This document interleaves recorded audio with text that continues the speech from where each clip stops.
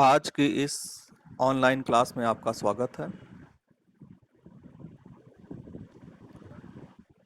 पिछली कई क्लासेस से हम लोग लगातार प्रश्नावली और अनुसूची विषयों के विविध आयामों का अध्ययन कर रहे हैं।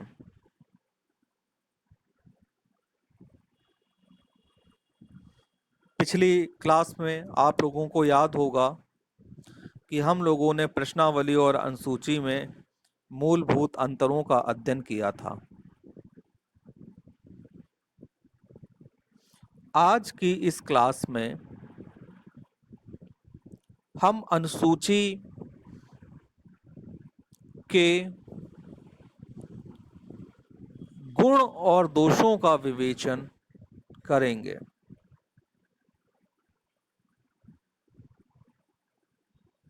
अनुसूची का मूल्यांकन करेंगे कि अनुसूची में क्या गुण पाए जाते हैं और क्या दोष पाए जाते हैं, और इसी विषय के साथ में आपका प्रश्नावली और अनुसूची का अध्ययन पूर्ण हो जाएगा। फिर कल हम एक नवीन विषय की ओर चलेंगे आपके पाठ्यक्रम के अनुसार।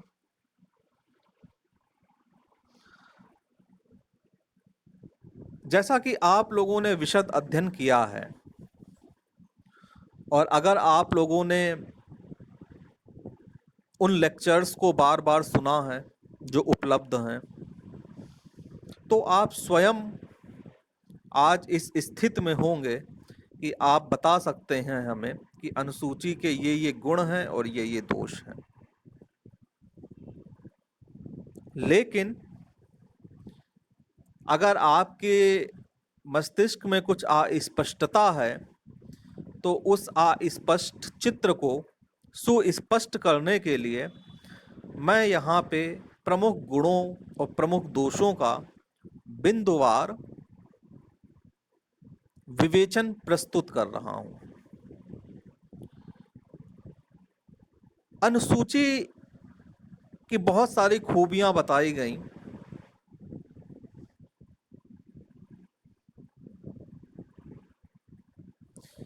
जब आप लोग प्रश्नावली और अनुसूची में अंतर पढ़ रहे थे तो उस समय अनुसूची का एक गुण उभर कर सामने आया था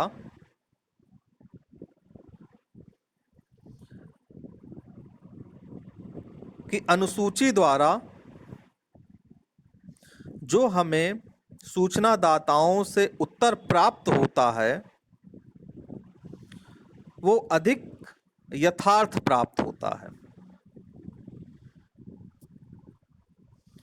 अधिक यथार्थ प्राप्त होने का अभिप्राय यह है चूंकि अनुसूची में उत्तरदाता या सूचनादाता के सम्मुख स्वयं शोधकर्ता उपस्थित होता है, तो ऐसी दशा में यह संभावना नहीं रहती कि उत्तरदाता किसी से पूछ के उन प्रश्नों का उत्तर देगा। अर्थात इस आमने सामने की अंतर्क्रिया में शोधकर्ता स्वयं उत्तरदाताओं को प्रश्न पूछता है और उनसे जो उत्तर प्राप्त होता है उनको अपनी अनुसूची में भरता है। इस संपूर्ण प्रक्रिया में जो उत्तर प्राप्त होते हैं उसमें यथार्थता या यथार्थ होने की का गुण पाया जाता है। तत्पश्चात अनुसूची द्वारा जो हमें सूचना प्राप्त हो रही है वह वस्तुनिष्ठ प्राप्त हो रही है। अर्थात जो आंकड़े प्राप्त हो रहे हैं वो अधिक ठोस हैं और अधिक निश्चित हैं।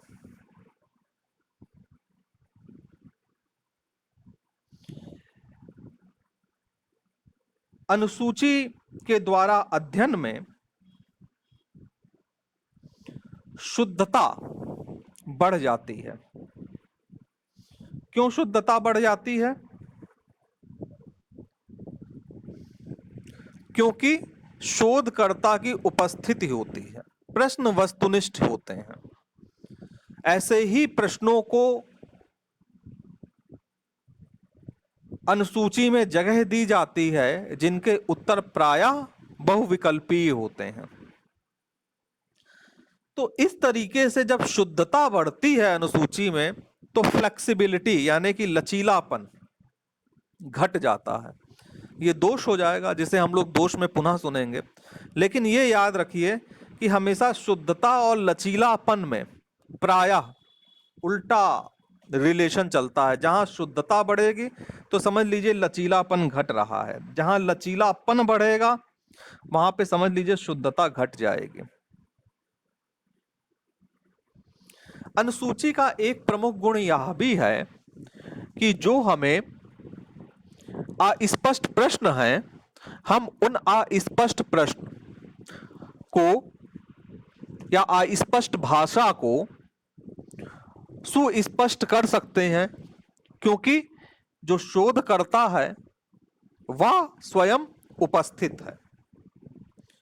अर्थात अनुसूची में अस्पष्ट शब्दों को, अस्पष्ट प्रश्नों को, अस्पष्ट भाषा को शुद्ध करने का स्थान या शुद्ध करने की गुंजाइश मौजूद रहती है। यह अनुसूची का एक प्रमुख गुण है।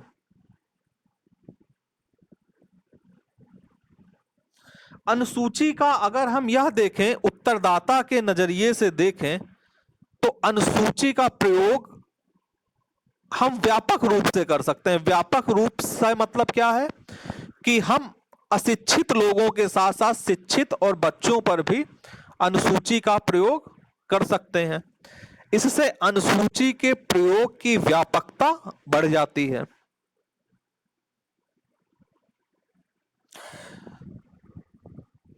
प्रश्नावली में एक प्रमुख दोष उभर के आया था कि हमें 100% प्रतिक्रियाएं नहीं मिलती, प्रश्नावली अपूर्ण मिलती हैं। लेकिन अनुसूची में जब आप स्वयं पूछ करके उत्तर भरते हैं तो आपको 100% प्रतिक्रियाएं मिलने की संभावनाएं सर्वाधिक होते हैं। आप प्रत्यक्ष अध्ययन कर रहे होते हैं।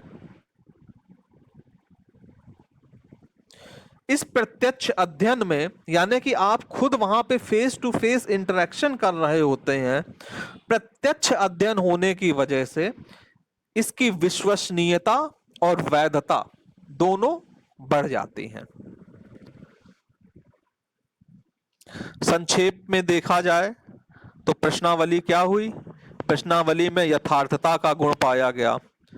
प्रश्नावली वस्तुनिष्ठ हुई। प्रश्नावली में विभिन्न सुधार किए जा सकते हैं। अस्पष्ट शब्दों को स्पष्ट करने की, अस्पष्ट प्रश्नों को स्पष्ट करने की गुंजाइश बनी रहती है।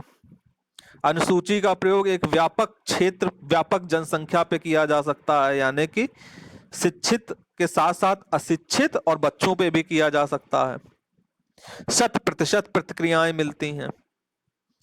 100% प्रतिक्रियाएं मिलने के कारण ये जो अध्ययन है ये अधिक विश्वसनीय और वैध माना जाता है, अनुसूची द्वारा किया गया।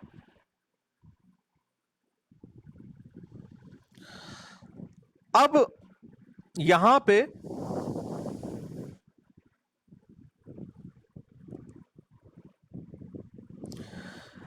हमें अनुसूची के जो प्रमुख दोष हैं उनको भी समझ लेना चाहिए।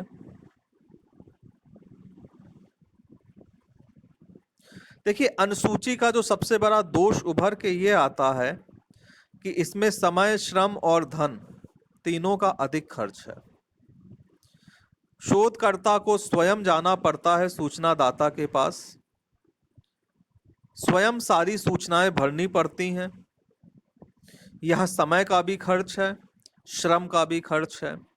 अगर वह कुछ व्यक्तियों को अपने साथ जोड़ता है सर्वे करने के लिए, तो उनको भी उसको भत्ता देना पड़ता है।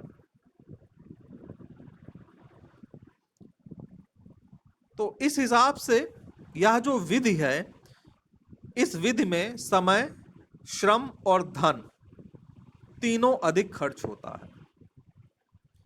लेकिन अगर आप इस पक्ष को छोड़ दें, अन्य गुण और दोषों की चर्चा करें, अन्य दोषों की चर्चा करें, तो अनुसूची के बारे में यह कहा गया कि अनुसूची में जो अध्ययन होता है वो स्वाभाविक नहीं होता है, अस्वाभाविक होता है। अस्वाभाविक किस लिए होता है? क्योंकि प्रश्नकर्ता उत्तरदाता के सामने उपस्थित है, शोधकर्ता सूचनादाता के सामने उपस्थित है। एक कृत्रिम, एक आर्टिफिशियल एनवायरनमेंट का निर्माण होता है, एक कृत्रिम वातावरण का निर्माण होता है। उस वातावरण का एक मनोवैज्ञानिक दबाव सूचनादाता अपने ऊपर महसूस करता है। तो ऐसी परिस्थिति में उसका व्यवहार स्वाभाविक नहीं रह जाता। ठीक उसी प्रकार से जिस प्रकार जब आप वाइवा देने जाते हैं तो आपका व्यवहार प्रायः स्वाभाविक नहीं रह जाता, आप एक दबाव महसूस करते हैं। वहां पे नंबरों की बात होती है, लेकिन यहाँ पे नंबरों की बात नहीं होती है, लेकिन ये दबाव अवश्य होता है कि इसका पूछने का उद्देश्य क्या है और इसको सूचना देने से हमारा कोई अहित तो नहीं हो जाएगा, या हम इसके सामने अपनी सोच प्रकट कर देंगे तो हमारी सोच अगर इसके मुताबिक नहीं हुई तो ये हमें कोई नुकसान तो नहीं पहुंचा देगा। इस तरीके की तमाम चीजें, तमाम शंकाएं घेरे हुए होती हैं। तो एक मनोवैज्ञानिक दबाव होता है।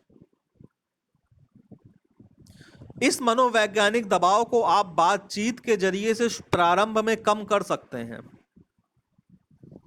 लेकिन वह आप पे 100% विश्वास करे ऐसा संभव प्रायः कम होता है।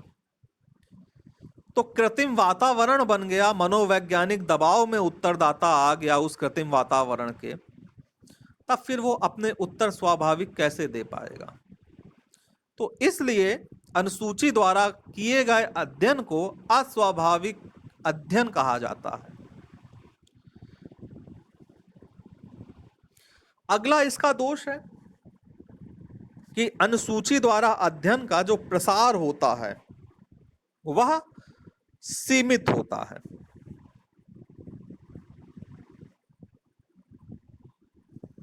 प्रश्नावली दूर दूर भेजी जा सकती है, लेकिन अनुसूची का प्रयोग हम एक सीमित क्षेत्र में करेंगे।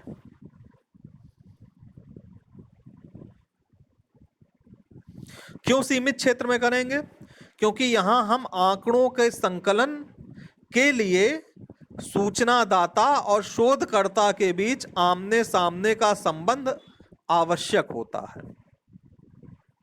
इस स्थिति में यह संभव नहीं होता कि जो सूचनादाता बहुत दूर है उससे संपर्क किया जाए। प्रश्नावली में आप दूर बैठे सूचनादाता को ईमेल करके या डाक करके भी उत्तर प्राप्त कर रहे थे, परंतु यहां पे ऐसा नहीं है।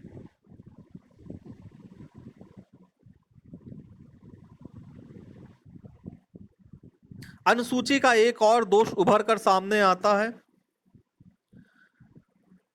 अनुसूची में प्रश्न पूछने वाले का, यानी कि जो शोधकर्ता है, उसका प्रभाव उत्तरदाता पे विशेष रूप से पड़ता है। अब सोचिए कैसे? प्रश्नकर्ता या शोधकर्ता किस तरह से प्रश्न पूछ रहा है। प्रश्न पूछने के भी तरीके होते हैं। प्रश्न पूछते समय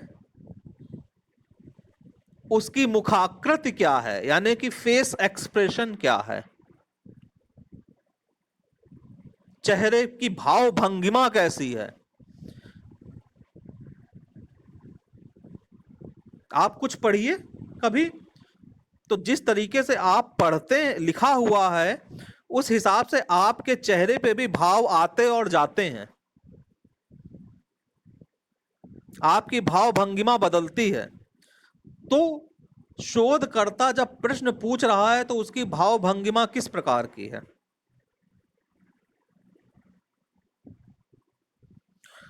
उसका स्वर किस तरीके से है, किस प्रश्न को पूछने में उसका स्वर तेज हो रहा है, किस प्रश्न को पूछने में उसका स्वर धीमे हो रहा है, किस प्रश्न को पूछने में उसका स्वर सकुचा रहा है, किस प्रश्न को पूछने में उसको झिझक हो रही है, इत्यादि इत्यादि।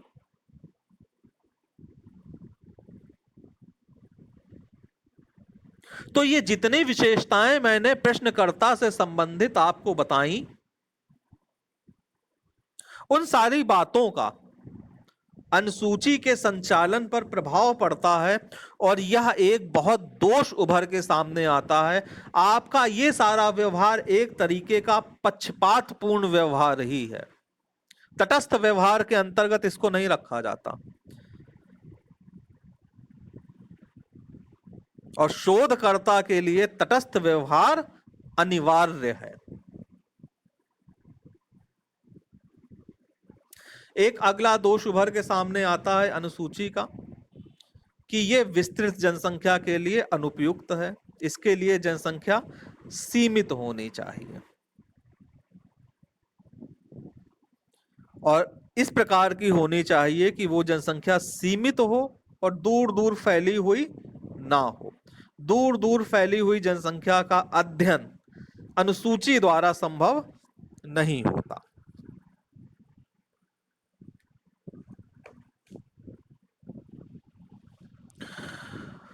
प्रश्नों के निर्माण में भी अनुसूची में खास तौर से ध्यान रखा जाता है कि अधिकतर प्रश्न हमारे वस्तुनिष्ठ रूप में ही हो।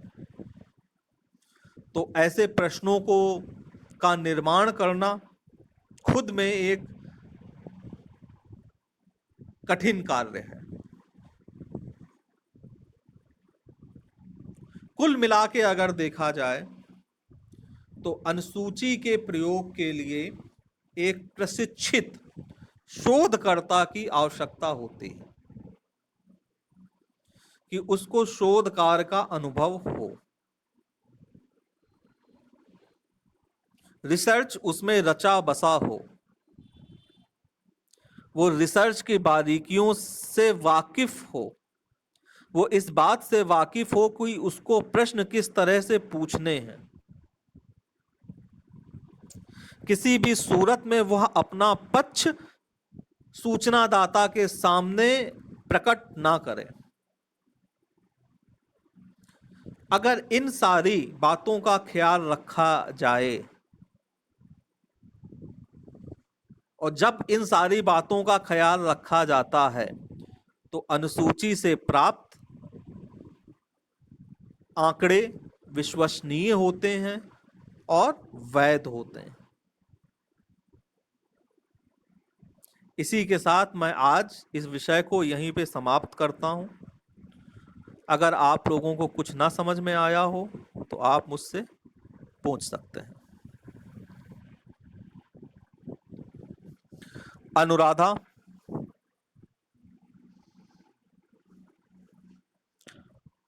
विनीता शर्मा,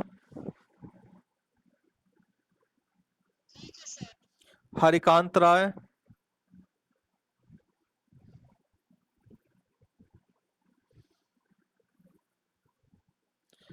जयशंकर प्रसाद,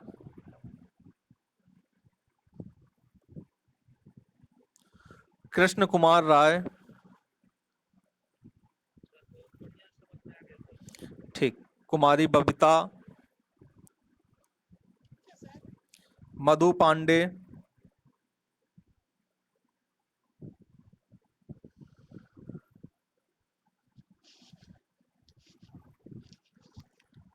मनीषा कुमारी, पूजा कुमारी,